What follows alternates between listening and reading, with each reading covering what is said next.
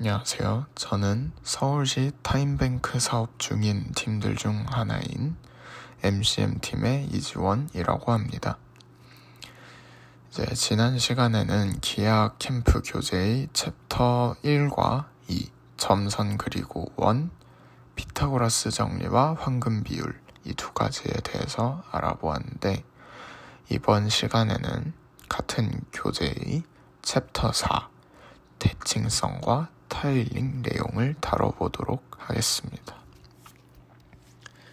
다음으로 넘어가서 먼저 책 104페이지 내용부터 시작을 할 것인데요.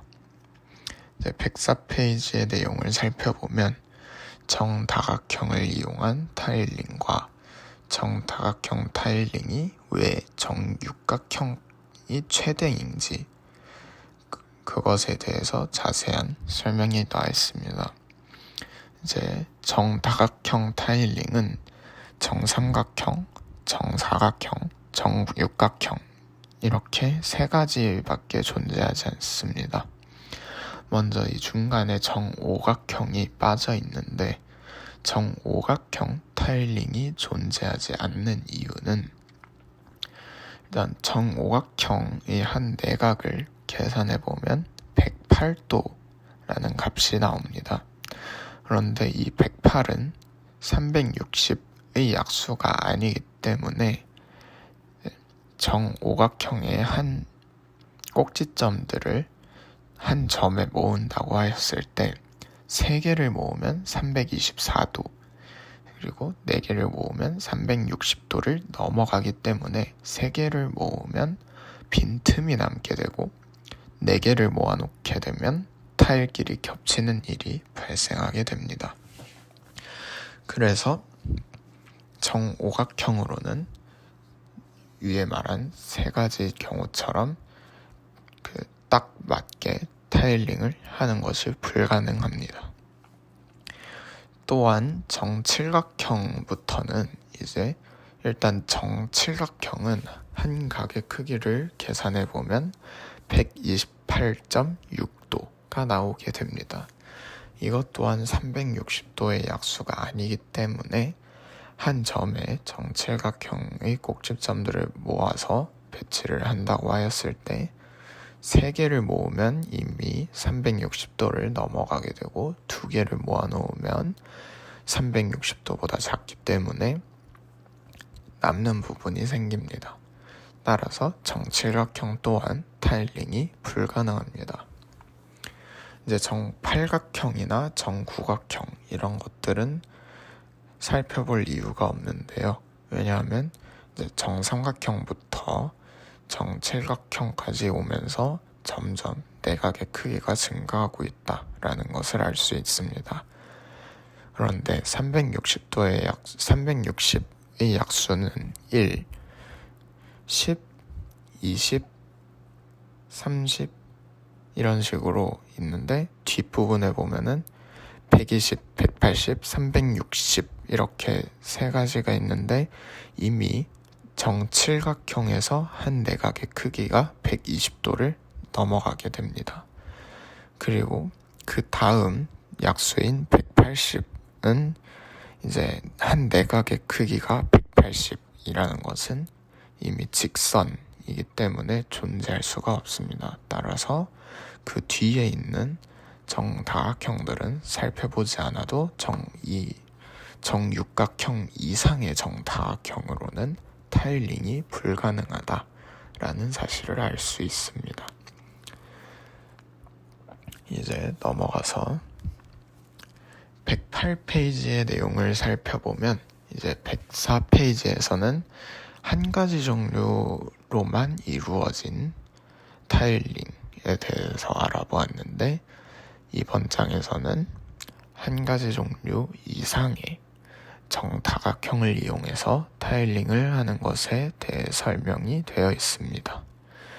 한 종류 이상의 정다각형을 이용해서 만든 다면체를 준정다면체라고 하는데 이 내용은 우리가 건너뛴 챕터 3에 자세히 나와 있으므로 이제 궁금하신 분들은 챕터 3를 살펴보시면 알 수 있을 것이고, 어쨌든 이제 그러한 다면체를 준정다면체라고 부르는데, 이제 이번 장에서 소개되는 한 종류 이상의 정다각형을 이용해서 타일링한 것을 준타일링이라고 부르게 됩니다. 그리고 이제 아까 104페이지에서 소개된 한 종류의 정다각형으로 이루어진 타일링 세 종류를 플라톤 타일링이라고 부르며, 이 플라톤 타일링 3개와 이제 준 타일링의 종류는 총 9개가 나와 있는데, 이것을 다 알려드리진 못하고, 이제 이 준 타일링 9가지는 책에 자세하게 나와 있으므로 책을 참고해 주시면 감사하겠습니다. 어쨌든 이제 플라톤 타일링 3개와 준 타일링 9개를 통틀어서 아르키메데스 타일링이라고 부릅니다. 이제 다음으로 넘어가서 기본적인 이론이나 용어 설명은 여기까지 하도록 하고요. 이번에는 이번 챕터에서 소개된 수학자들에 대해서 알아보도록 하겠습니다. 먼저 114페이지에는 모리츠 코르넬리스 애셔라는 수학자에 대해서 소개가 되어 있습니다. 이제 네덜란드의 그래픽 아티스트인데요.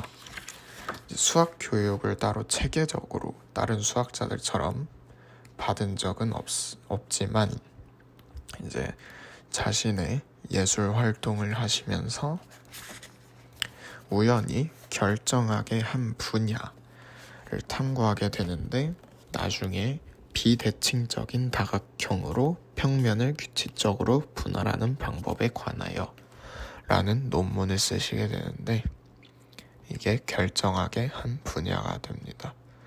그리고 이 논문을 통해서 수학계의 주목을 받게 됩니다.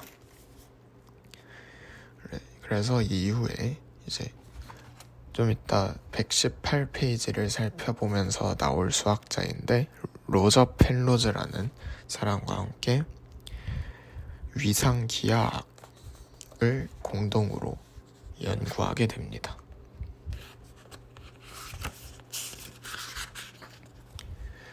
그 다음 이제 책 다음 페이지에는 애셔 타일링이라는 것에 대해서 나와 있는데, 애셔 타일링은 문제이므로 이제 잘 한번 풀어보시고 해답도 한번 비교해보는 방식으로 공부를 해주시면 괜찮을 것 같고요.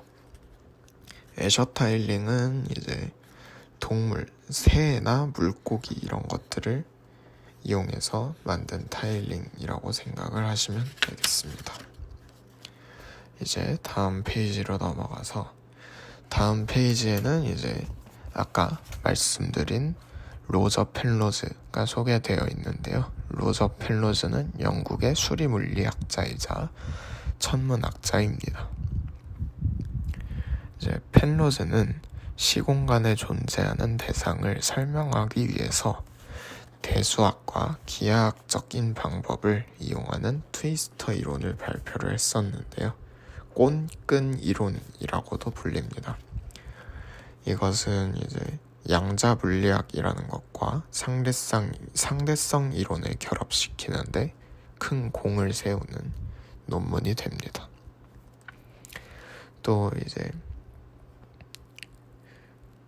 펠로즈 다이어그램이라는 것이 있는데, 이것은 시공간에 있는 서로 다른 두 점 사이의 관계를 표현하기 위해서 우리가 아는 기본적인 좌표계 X축과 Y축이 있는 그러한 좌표계에서 이제 수직축은 시간을, 그리고 수평축은 공간을 나타낸 그러한 펠로즈 다이어그램이라는 도구를 만들게 되고, 이 도구는 블랙홀 같은 시공간적인 환경을 드러낼 때 사용을 하게 됩니다. 앞에 설명드린 두 가지는 굉장히 생소한 것이지만, 이제 펠로즈 삼각형이라는 많이 보셨을 삼각형인데, 이제 이것은 아까 처음에 소개드린 코르넬리스 애셔라는 사람과 공동 작업 중에 고안해낸 삼각형으로 가장 순수한 형태의 불가능성을 보여준다라고 하였습니다. 이제 펠로즈 삼각형의 사진은 갖고 오지 못했지만 구글이나 네이버 같은 데에 펠로즈 삼각형을 검색해 보시면 뭔지 충분히 전에 한 번쯤 보셨을 법한 그런 삼각형일 것입니다. 이제 오늘 강의는 여기까지 하도록 하고요. 이제 다음에 또 뵐 기회가 있다면 영상으로 또 찾아뵙도록 하겠습니다. 감사합니다.